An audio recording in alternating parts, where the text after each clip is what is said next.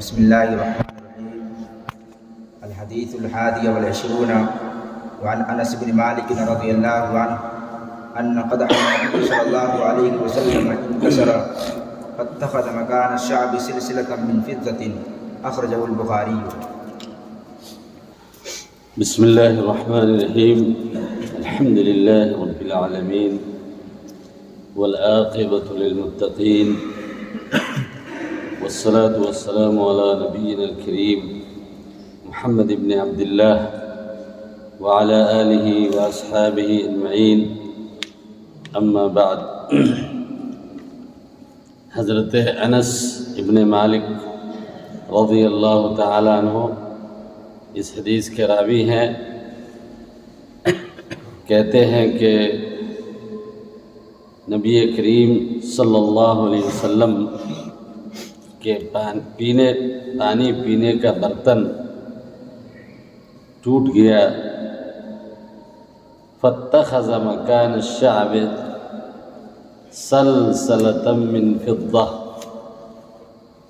نبی صلی اللہ علیہ وسلم کا پیالہ یا پانی پینے کا برتن ٹوٹ گیا تھا تو آپ نے اس کی جگہ یعنی جہاں پہ وہ ٹوٹا تھا اس جگہ پہ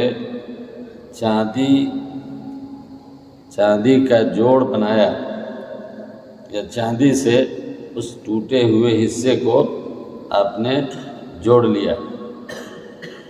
اخرجہ البخاری. یہ حدیث صحیح بخاری کی ہے. عزیز طلبہ، اس حدیث میں ایک لفظ آیا ہے کہ ان قدح النبی صلی اللہ علیہ وسلم انکسر. قدح اقداح، یہ اس کی جمع آتی ہے. قدح کی جمع اقداح، اور قدح کہتے ہیں اس برتن کو جس کو پانی پینے کے لیے عام طور پہ استعمال کیا جاتا ہے. نبی کریم صلی اللہ علیہ وسلم کے زمانے میں آج کی طرح پانی پینے کے لیے گلاس یا مختلف طرح کے مختلف چیزوں کے بنے ہوئے برتن نہیں ہوا کرتے تھے. عام طور پہ اس زمانے میں لکڑی کا بنا ہوا برتن ہوتا تھا یا پھر مٹی میں سنگریزے وغیرہ ملا کر کے، پتھر وغیرہ چھوٹے چھوٹے ملا کر کے برتن بنائے جاتے تھے. یہ قدح جو نبی صلی اللہ علیہ وسلم کا برتن تھا پانی پینے کا، اس کے بارے میں دوسری حدیثوں سے پتہ چلتا ہے کہ یہ ایک طرح سے ایک یعنی گلاس جس کو آج ہم کہتے ہیں، اسی مقصد کے لیے نبی صلی اللہ علیہ وسلم اس کو استعمال کرتے تھے. اور یہ ایک خاص قسم کی لکڑی سے بنایا گیا برتن تھا. اس لیے کہ حدیث کی تفصیل جو آئی ہے دوسری جگہ، اس میں یہ ہے کہ قدح عریض جید من نغار. نزار جو ہے یہ خالص لکڑی کو بولتے ہیں. اس سے پتہ چلتا ہے کہ یہ جو برتن تھا نبی صلی اللہ علیہ وسلم کے پاس پانی پینے کا، یہ لکڑی کا تھا. اور قدح عربی میں اس پیالے کو یا اس برتن کو کہتے ہیں عام طور سے جو خالی ہو، یعنی جس میں پانی بھرا ہوا نہیں ہو. اس کے مقابل میں ایک لفظ آتا ہے کاس. الکأس ہے نا، ہم اس کو گلاس کہہ سکتے ہیں. تو کاس کے معنی وہ برتن جس میں پانی بھرا ہوا ہو. یہ فرق اہل لغت نے دونوں میں ذکر کیا ہے. دوسرا لفظ آیا ہے اس حدیث میں کہ فاتخذ مکان الشعب. الشعب یہ عربی کا مشترک لفظ ہے، یعنی اس لفظ کے کئی معنی آتے ہیں۔ شعب گھاٹی کے معنی میں آتا ہے، شعب ابی طالب مشہور ہے۔ شعب یہ شاخوں کے معنی میں آتا ہے نا؟ اور یہاں پہ اس حدیث میں الشعب بمعنی الشق، یعنی کوئی چیز جو ہے نا درمیان سے اس میں سوراخ ہو جائے یا ہلکا سا پھٹ جائے، ٹوٹ جائے، تو اس کے معنی میں یہاں پہ الشعب کا استعمال ہوا ہے۔ تیسرا لفظ ہے اس حدیث میں سلسلتن۔ یہ لفظ جو ہے سین کے فتحے کے ساتھ سلسلہ، اور دوسرا لفظ ہے سلسلہ، سین کے کسرے کے ساتھ، دونوں کے معنی میں فرق ہے۔ سلسلہ اگر سین کے فتحے کے ساتھ پڑھتے ہیں تو اس کے معنی ہوتے ہیں عربی میں اتصال الشیء بالشیء، اتصال الشیء بالشیء، یعنی ایک چیز کو دوسری چیز سے ملا دینا، اس کو ہم کہہ سکتے ہیں جوڑنا، ہے نا؟ اور سلسلہ اگر پڑھیں گے سین کے کسرے کے ساتھ تو اس کے معنی بدل جاتے ہیں، اس کے معنی آتے ہیں، یعنی اردو میں ہم اس کو کہہ سکتے ہیں کہ حلقہ یا کڑی آپ نے دیکھا ہوگا، جیسے بالٹی وغیرہ اٹھانے کے لیے دونوں طرف سے اس میں جو ہے نا لوہے کی یا پلاسٹک کی کڑی لگی ہوتی ہے نا؟ تو اس کو عربی میں سلسلہ کہتے ہیں، سلسلۃ من فضہ۔ یہ حدیث ہے آپ کے سامنے کہ نبی صلی اللہ علیہ وسلم کے پاس ایک پیالہ تھا جس سے آپ پانی پیا کرتے تھے، وہ پیالہ کیا ہوا ایک بار ٹوٹ گیا۔ ٹوٹنے کا مفہوم یہاں پہ یہ ہے کہ اس میں اس کا کچھ حصہ ٹوٹ گیا یا اس میں سوراخ ہو گیا، تو اللہ کے نبی صلی اللہ علیہ وسلم نے اس کو جوڑنے کے لیے چاندی کا استعمال کیا اور چاندی سے اس کو جوڑ کر کے قابل استعمال بنایا۔ یہ مفہوم ہے اس حدیث کا۔ اس حدیث سے یہ بات سمجھ میں آئی، یہ مسئلہ علماء نے اس حدیث سے مستنبط کیا ہے کہ ٹوٹے ہوئے برتن کو جوڑنے کے لیے تھوڑا بہت چاندی کا استعمال اگر کیا جائے تو جائز ہے، اور ایسے برتن میں کھانا اور پینا صحیح ہے۔ تھوڑا سا استعمال اگر کیا جاتا ہے چاندی کا، صرف چاندی کا، ہے نا، تو اس کا استعمال جائز ہوگا، جیسا کہ اس حدیث میں ہے، اس حدیث سے واضح ہے۔ اور دوسری بات یہ بھی معلوم ہوئی اس حدیث سے کہ اس زمانے میں برتنوں کو جوڑنے کے لیے، ٹوٹے ہوئے برتنوں کو جوڑنے کا کام ہوتا تھا، اور یہ کام جو ہے نا چاندی وغیرہ کے ذریعے عام طور پہ انجام پاتا تھا۔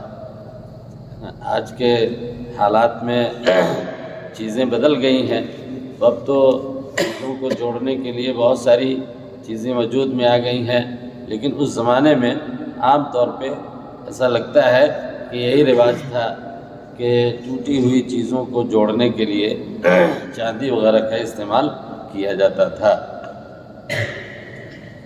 عزیز طلبہ، اس حدیث سے یہ بات بھی سمجھ میں آتی ہے کہ نبی کریم صلی اللہ علیہ وسلم کے جو برتن ہوا کرتے تھے استعمال کے، ان برتنوں کو صحابہ کرام نے بعد کے زمانے میں خاص اہتمام کے ساتھ اس کی حفاظت کی ہے۔ ایسا اس لیے کہ صحیح بخاری ہی کے اندر ایک روایت انس ابن مالک جو اس حدیث کے راوی ہیں انہی سے ان کے ایک شاگرد ہیں عاصم ابن احول یا عاصم الاحول تابعی ہیں اور انس ابن مالک کے شاگرد ہیں. انہوں نے روایت کیا ہے کہ رأیت قدح النبی صلی اللہ علیہ وسلم عند انس ابن مالک وكان قد انكسر فسلسله من فضة. یعنی وہ کہتے ہیں کہ نبی صلی اللہ علیہ وسلم کا جو پیالہ تھا جس کی بات ہو رہی ہے پانی پینے کا وہ برتن، وہ حضرت انس ابن مالک رضی اللہ تعالیٰ عنہ کے پاس میں نے دیکھا اور اس کی بھی وہی کیفیت بیان کی کہ وہ ٹوٹا ہوا تھا تو اس میں چاندی کا جوڑ لگا ہوا تھا. ایک اور بخاری کے اندر روایت ہے، محمد ابن سیرین تابعی کبیر ہیں اور ان کی بھی ملاقات حضرت انس ابن مالک سے ہے، اس لیے کہ حضرت انس بن مالک کو اللہ تعالیٰ نے 100 سال کی زندگی دی تھی، بلکہ یہ کہا جاتا ہے اور اس سے پہلے ہم آپ کو بتا چکے ہیں کہ بصرہ میں آخری صحابی انتقال کرنے والے حضرت انس بن مالک تھے. تو ان کے بہت سارے شاگرد ہیں، ان میں ایک شاگرد ہیں محمد ابن سیرین تابعی ہیں. انہوں نے بیان کیا، یہ بھی روایت بخاری کی ہے کہ حضرت انس ابن مالک کے پاس جو پیالہ تھا نبی صلی اللہ علیہ وسلم کا، اس میں کڑا لگا ہوا تھا، لوہے کا کڑا لگا ہوا تھا، فیہ سلسلۃ من حدید. تو انس ابن مالک نے اس لوہے کے کڑے کو نکال کر کے سونے یا چاندی کا کڑا لگانا چاہا، فمنعہ ابو طلحہ. تو ابو طلحہ جو انس ابن مالک کی والدہ کے شوہر تھے، یعنی ان کے سوتیلے والد تھے، ام سلیم حضرت انس ابن مالک کی والدہ کا نام ہے، اور ان کے والد کے انتقال کے بعد ان کی والدہ نے ابو طلحہ انصاری سے شادی کی تھی. اس طرح سے ابو طلحہ ان کے والد ہوئے، ہے نا. تو ابو طلحہ انصاری نے انس ابن مالک کو منع کیا اور کہا کہ نبی صلی اللہ علیہ وسلم کے سامان جس طرح سے تھے اسی طرح رہنے دو، اس میں کوئی تبدیلی نہیں کرو. بخاری میں ہے کہ فترکہ، تو انس ابن مالک نے یہ ارادہ بدل دیا اور اس برتن کو ویسے ہی رہنے دیا جیسا کہ ان کے پاس تھا. تو ان دونوں روایتوں کو بیان کرنے کا مقصد یہ ہے کہ نبی صلی اللہ علیہ وسلم کے جو آثار ہیں، یعنی وہ چیزیں جن کو نبی صلی اللہ علیہ وسلم نے اپنی زندگی میں استعمال کیا، آپ کی وفات کے بعد وہ چیزیں ان میں سے بعض چیزیں کہہ سکتے ہیں کہ صحابہ کرام کے پاس منتقل ہوئی ہیں، اور ظاہر ہے کہ وہ ساری چیزیں ایسی تھی جو باعث برکت تھی، اور اس بات پہ علماء اہل سنت والجماعت کا اتفاق ہے کہ ہر وہ چیز جو نبی کریم صلی اللہ علیہ وسلم کی ذات سے منسلک رہی ہو، وہ بعد کے زمانے میں بھی، آپ کی حیات میں بھی اور آپ کی حیات کے بعد بھی ان چیزوں سے تبرک حاصل کرنا، ان چیزوں کو باعث برکت سمجھنا اور باعث خیر سمجھنا، یہ تمام اہل سنت والجماعت کا عقیدہ رہا ہے. آپ کی زندگی میں ایسے کئی واقعات ہیں کہ اللہ کے نبی صلی اللہ علیہ وسلم کے وضو کے پانی کو، یعنی آپ پانی استعمال کر کے اس کو جو پھینک دیتے تھے یا وہ پانی گر جاتا تھا تو صحابہ کرام اس پانی کو لے کر کے اپنے چہرے پہ ملتے تھے، اپنے جسم پہ ملتے تھے. بلکہ صلح حدیبیہ کے موقع سے عروہ جو آئے تھے صلح کا معاہدہ طے کرنے کے لیے، وہ جب گئے تو انہوں نے بیان کیا مکہ والوں کے سامنے کہ بھئی میں نے اپنی زندگی میں بڑے بڑے دربار کا مشاہدہ کیا، نجاشی کے پاس گئے، کسریٰ کے پاس گئے، لیکن محمد کے پاس ان کے ساتھیوں کو جو تعظیم ان کی میں نے کرتے دیکھی وہ کہیں میں نے نہیں دیکھی۔ اس میں ہے کہ ما نخم نخامۃ وما بصق الا وقع فی ید احد من اصحابی، نبی صلی اللہ علیہ وسلم کا تھوک اگر تھوکتے تھے تو وہ کسی صحابی کے ہاتھ میں جا کر کے گرتا تھا، یعنی اس کا وہ اہتمام کرتے تھے اور اس کو وہ لے کر کے اپنے جسم پہ مل لیا کرتے تھے۔ حضرت ام سلیم، یہ حضرت انس ابن مالک کی والدہ ہیں، انس ہی کی روایت ہے رضی اللہ تعالیٰ عنہ کہ ایک بار نبی صلی اللہ علیہ وسلم میرے گھر آئے اور میرے گھر پہ آرام کر رہے تھے، سو گئے، گرمی کا زمانہ تھا، تو آپ کے جسم سے پسینہ نکلا، تو میری والدہ نے سوئے ہوئے حالت میں ایک پسینے کو، چمڑے کا برتن یہ بستر ہوتا تھا جس پہ اس زمانے میں لوگ سوتے تھے، تو اس پہ پسینہ نکل کر کے جو بہا، تو میری والدہ نے اس کو ایک شیشی میں، ایک برتن میں اس پسینے کو جمع کر لیا۔ نبی صلی اللہ علیہ وسلم نے دیکھا، پوچھا کہ یہ کیا کر رہے ہیں؟ تو کہا کہ اے اللہ کے رسول، میں اس کو اپنے خوشبو میں جو ہے نا ملا کر کے رکھوں گی، اور اس سے بڑھ کر کوئی خوشبو نہیں ہے جو نبی صلی اللہ علیہ وسلم کا جو پسینہ تھا اس میں جو خوشبو تھی۔ تو یہ اور اس طرح کی کئی روایتیں ہیں کتب حدیث کے اندر، اور صحیح روایتیں ہیں۔ اسی طریقے سے آپ کی ذات سے متعلق جو چیزیں استعمال میں رہی ہیں، جیسے یہ پانی پینے کا برتن ہے، اور اسی طریقے سے امام ابن کثیر نے لکھا ہے کہ بعض چیزیں آپ کی بعد کے زمانے تک بھی منتقل ہوتی رہیں، جیسے بنو عباسیہ کے آخری دور تک انہوں نے لکھا ہے ابن کثیر نے کہ بنو عباسیہ کے جو خلفاء ہوا کرتے تھے تو ان کے پاس وراثتاً دو چیزیں نبی صلی اللہ علیہ وسلم کی منتقل ہوتی رہی، ایک بردہ یعنی ایک چھوٹی سی چادر تھی، اور ایک عصا یعنی ایک ڈنڈا تھا جس کا استعمال نبی صلی اللہ علیہ وسلم نے اپنی زندگی میں کیا تھا۔ انہوں نے لکھا ہے کہ تمام خلفاء ایک بعد دیگرے اس سامان کو خاص مواقع پہ، عید کے موقع پہ یا کسی خطبے کے موقع پہ خلفاء جو ہے نا بڑے اہتمام کے ساتھ اس کا استعمال کرتے تھے، اپنے جسم پہ اس چادر کو رکھ لیتے تھے اور اس ڈنڈے کو استعمال کرتے تھے۔ تو میں کہہ یہ رہا تھا، میں کہنا یہ چاہ رہا تھا کہ اللہ کے نبی صلی اللہ علیہ وسلم کی ذات مبارکہ سے منسلک جو چیزیں تھیں وہ آپ کی زندگی میں باعث برکت تھی، اور آپ کے بعد بھی ان چیزوں کو باعث برکت سمجھا گیا، لیکن یہ صرف اور صرف نبی کریم صلی اللہ علیہ وسلم کی ذات کے ساتھ خاص ہے۔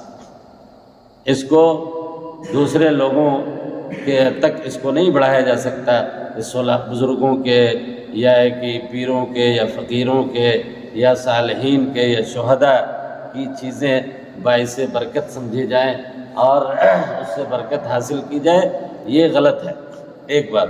دوسری بات کہ یہ ساری چیزیں جو نبی صلی اللہ علیہ وسلم کی ذات سے متعلق تھیں وہ آج کے دور میں ساری کی ساری مفقود ہیں، ساری کی ساری چیزیں ختم ہو چکی ہیں۔ تاریخی طور پہ کوئی شہادت ایسی موجود نہیں ہے کہ آج کی تاریخ میں ان میں سے کوئی بھی چیز دنیا میں موجود ہو۔ اس لیے آج ہندوستان، پاکستان یا دنیا کے دوسرے علاقے میں اس نام پہ جو تماشے ہوتے ہیں، نبی صلی اللہ علیہ وسلم کے بال کو منہ مبارک کے نام پہ جو پیش کیا جاتا ہے دلی میں، سری نگر میں اور ملک کے مختلف علاقوں میں، اس کی کوئی حقیقت نہیں ہے، اس لیے کہ اس کی کوئی سند نہیں ہے، اس کی کوئی تاریخ نہیں ہے۔ علامہ البانی نے لکھا ہے کہ آج کی اس صدی میں جہاں ہم ہیں اس وقت نبی صلی اللہ علیہ وسلم کی ذات سے متعلق کسی بھی چیز کا یقینی طور پہ نہیں کہا جا سکتا کہ وہ چیز نبی صلی اللہ علیہ وسلم کے ذات سے متعلق ہے یا اس زمانے کی ہے۔ اس لیے یہ ساری چیزیں اب بے معنی ہے، بے حقیقت ہے۔ اسی طریقے سے ایک نقطہ اور آپ ذہن میں رکھیں کہ ہمارے بہت سے مسلمان بھائی حاجی خاص طور پہ عمرہ اور حج کرنے کے لیے جو لوگ جاتے ہیں سعودی عرب، تو وہ یہ سمجھتے ہیں کہ موجودہ دور میں جو مسجد نبوی میں رسول اللہ صلی اللہ علیہ وسلم کا جو حجرہ ہے، جو کمرہ ہے، اور اس پہ جو جالیاں لگی ہوئی ہیں یا اس کا جو دروازہ ہے، اس کی جو دیواریں ہیں، تو یہ سمجھتے ہیں کہ یہ وہی دروازہ ہے یا وہی کھڑکیاں ہیں یا وہی دیواریں ہیں جو نبی صلی اللہ علیہ وسلم کے زمانے میں تھیں یا جن کو نبی صلی اللہ علیہ وسلم نے دیکھا یا اس میں رہے۔ تو ایسا نہیں ہے۔ اگر یہ چیزیں ہوتی بھی اوریجنل شکل میں تو ان چیزوں کو چھونا یا ان سے برکت حاصل کرنا غلط ہے، اور علماء نے بالاتفاق اس کو ناجائز قرار دیا ہے۔ ایک بات۔ دوسری بات کہ وہ چیزیں آج بدل چکی ہیں، اور اتنی بدل چکی ہیں کہ اس کی کوئی شکل یا کوئی حیت جو ہے نا اپنی جگہ پہ موجود نہیں ہے۔ اس لیے ان دیواروں کے تعلق سے عقیدت رکھنا یا ان کو چومنا، ان کھڑکیوں سے عقیدت رکھنا یا ان کو چومنا اس اعتبار سے کہ نبی صلی اللہ علیہ وسلم نے اسی میں زندگی گزاری ہے، یہ تاریخی طور پہ صحیح نہیں ہے، اور عقیدے کے اعتبار سے بھی یہ غلط ہے۔ وصلی اللہ تعالی علی نبینا محمد وعلی آلہ وصحبہ اجمعین۔ السلام علیکم۔